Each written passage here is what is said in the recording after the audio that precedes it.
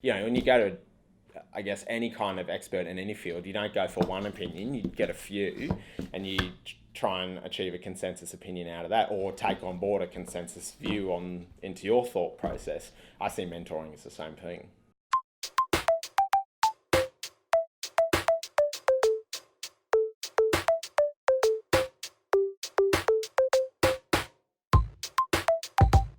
My name is Lachlan McCarthy. I'm a cost planner at Lend Lease in Queensland. I'm a member of the National Association for Women in Construction Education and Mentoring Committee. I sit on the Education and Mentoring Committee for Interbuild. I'm a member of the Young QS Association as part of the Australian Institute of Quantity Surveyors, and also sit on the committee for Lend Lease's own Young Professional Association Next Gen. Absolutely. I think from a couple of different perspectives, I think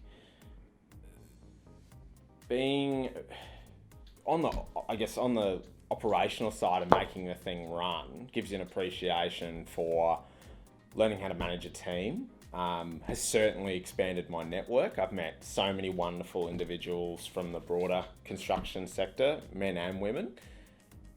I think it's really been like running a small business though in some ways, but really rewarding because you get to helping to facilitate people's own development journey and putting people in touch with people who can help them get there. We don't have all the answers, but in an organisation like NAWIC, it's often the people within who are part of the organisation. It's the three degrees of separation. If they don't know someone, they know someone who does. And especially in a city like Brisbane, it's a very small pond. In terms of, for me, I think I was a mentee as well as facilitating the program in last year's edition. I think that was a really rewarding experience. My mentor Annabelle has been a huge influence on how I approach my career and my personal life, and just I think has helped me really, from my perspective, has really helped me navigate some of the challenges I've faced in a professional context and a personal context as well. And I think that's it. The other thing that comes back to me is that mentoring doesn't work unless you've got some sort of personal connection with it might be on a professional basis that you meet, but you've really got to mesh on that level as well to make it work. You've got to be able to have a conversation, and it's not all business all the time. So I think lots of learning for me on a number of levels, but been hugely rewarding for sure.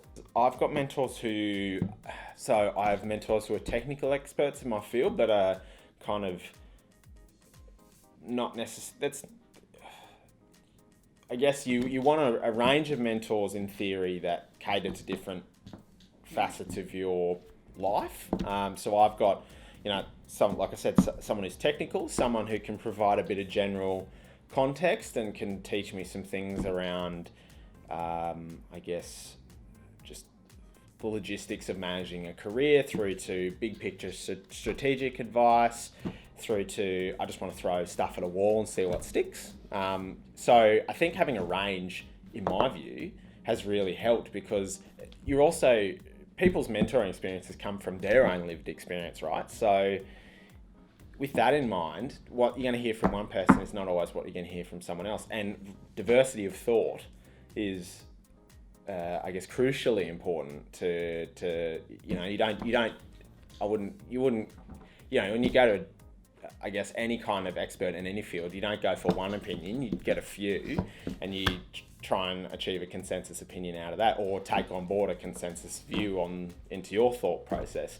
I see mentoring as the same thing. There's two ways to go about it, and there's more, but off the top of my head, it's thinking about, you've got, if you're part of a formal industry organisation, mentoring programs are often a piece of value that they offer to their members. So I think of Australian Institute of Quantity Surveyors, Australian Institute of Building, they have their own mentoring program. So touching base with your relevant professional body is probably a good start.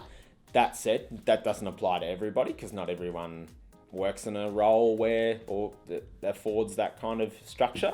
And it's just that, it's a structured program. The other option is to talking to more senior people that you admire and that you have a relationship with, or sometimes not. And I guess asking the question of them, and these are, understanding what your goals are or what you think your goals are, and saying, look, this is what I'm thinking. Can you provide some guidance? I think there's a lot of literature, and part of being part of the NAWG program and having done a bit of reading on this is that there's real strength in I guess, formalising a mentoring arrangement. There's a piece where you say, people you informally work with, I look up to you, I respect you on a number of levels, but it's kind of a bit of an informal thing.